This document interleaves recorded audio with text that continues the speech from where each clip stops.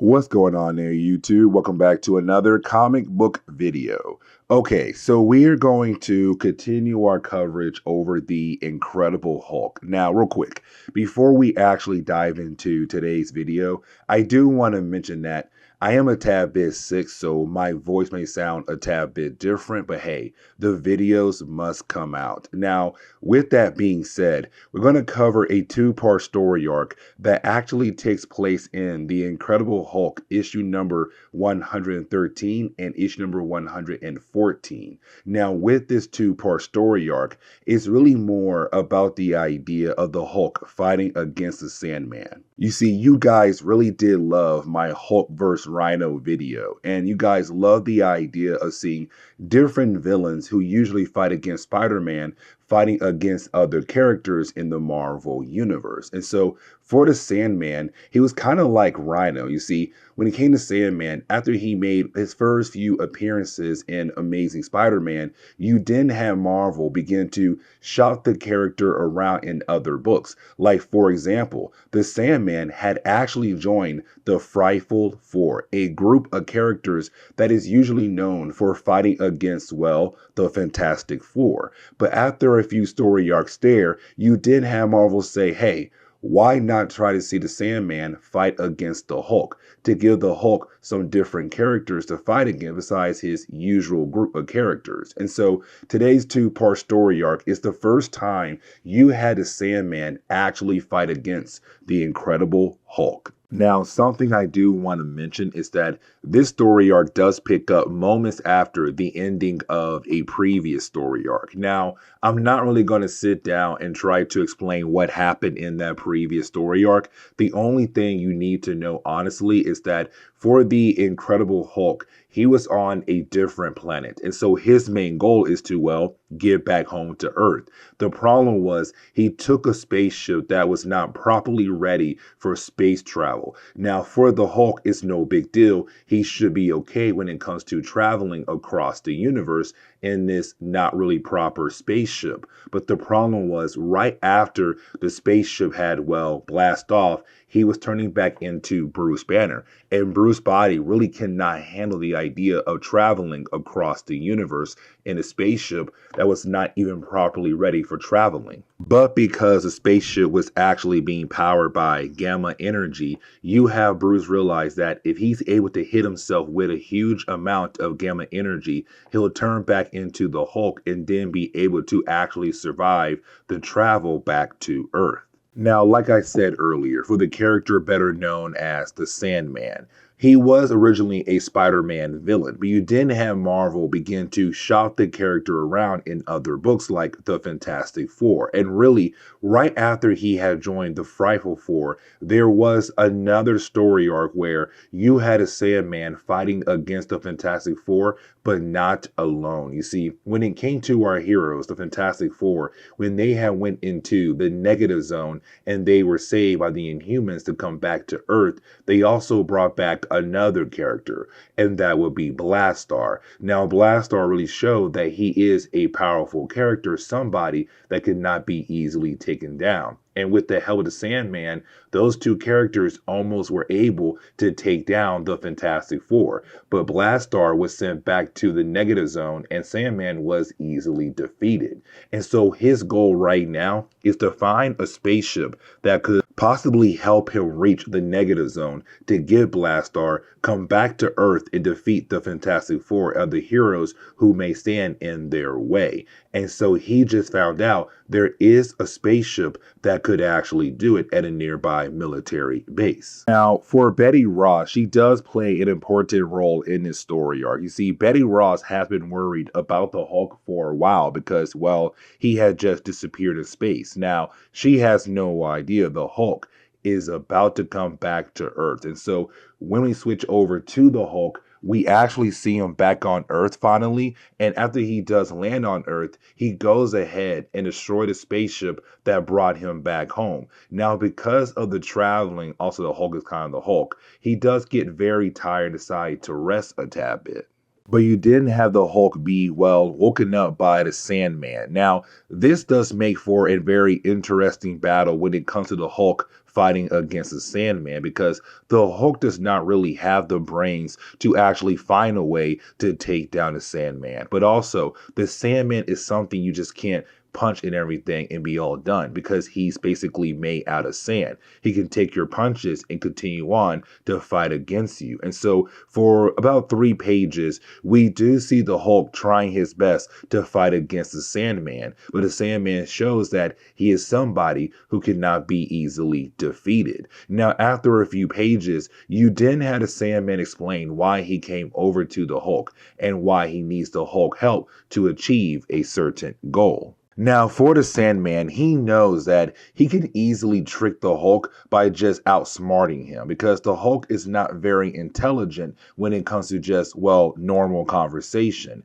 And so you have the Sandman say, listen, you and I are both powerful, but you and I both are outcasts thanks to the military. How about this? Let's work together and get back at the military for what they have done to us. Now, for the Sandman, it's him knowing that the Hulk is always hunted down by the military no matter what. And says, hey, if you finally want to get back at them, then help me get a spaceship that could possibly help me, but also help you. And I'll make sure that you come out as a hero. Now, for the Sandman, he knows that is what the Hulk wants to be, a hero, but also to get his lick back when it comes to people constantly messing with him. And so you have the Hulk just go ahead and attack the actual military base. Now, while you have the Hulk actually destroying the military base, we do see different characters realize the Hulk is actually there at the base. Like, for example, General Ross. But either way,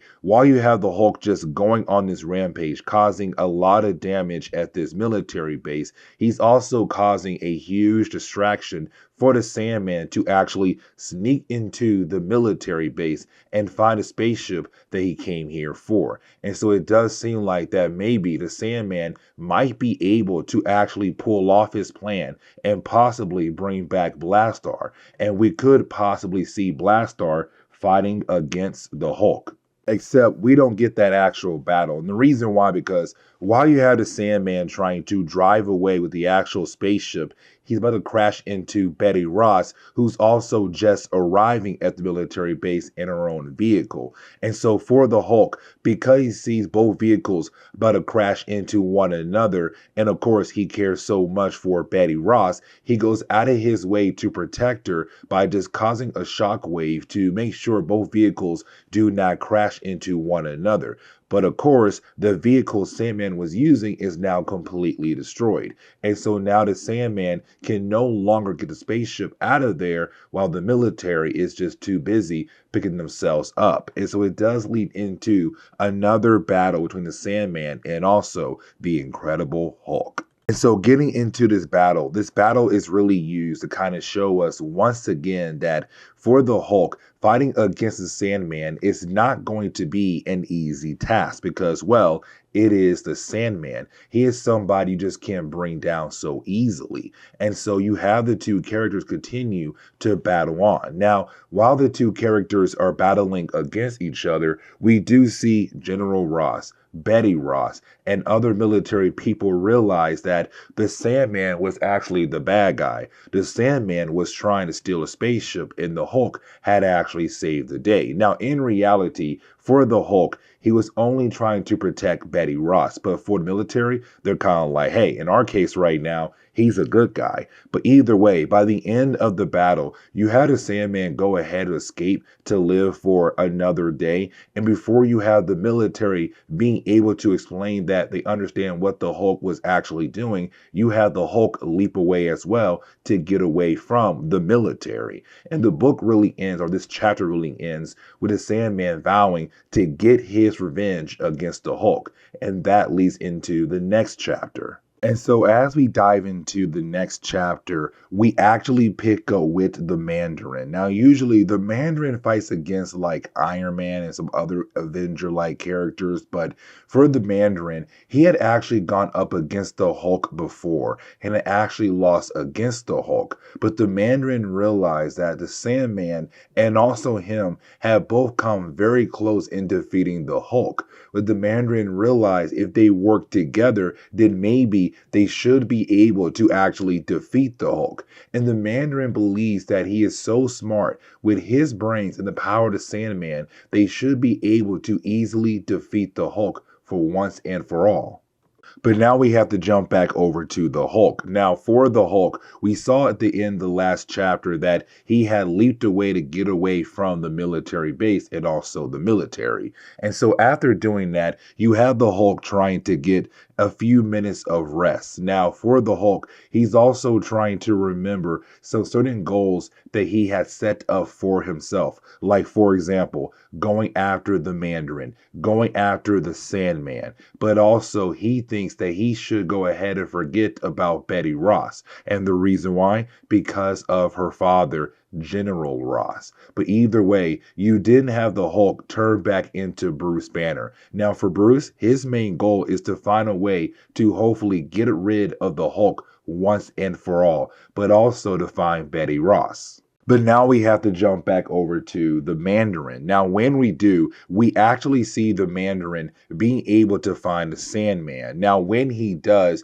you have the Mandarin explain what he wants to do, work together to fight the Hulk. Now, at first, for the Sandman, he hates the idea of being bossed around, but you have the Mandarin kind of show that each ring he has on his finger, each ring has its own kind of ability. And so after only using like 2 or 3 rings, he was able to defeat the Sandman. And after defeating the Sandman, you have Sandman realize like, okay, maybe I should just go ahead and work with the Mandarin. And so now these two characters are going to work together to fight against the Hulk. But now we have to jump back over to, well, the military base. And the reason why, because for the general, he knows that sooner or later the Hulk will most likely come back for Betty Ross. But also he knows his daughter, that she'll go out there hoping to find Bruce Banner to hopefully be with him. And so he tells his daughter, you are not allowed to leave the military base at all. Now,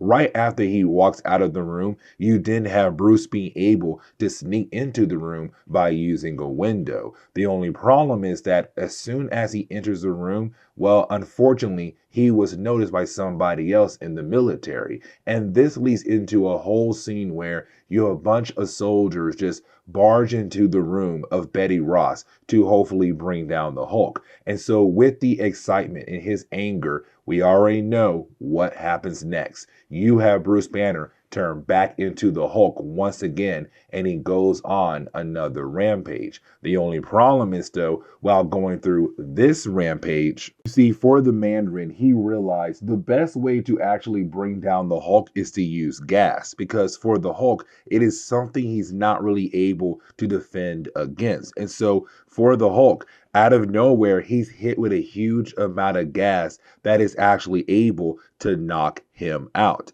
but also Betty Ross as well. But either way, you didn't have the Mandarin and the Sandman being able to grab both the Hulk and also Betty Ross to get the heck out of there as well.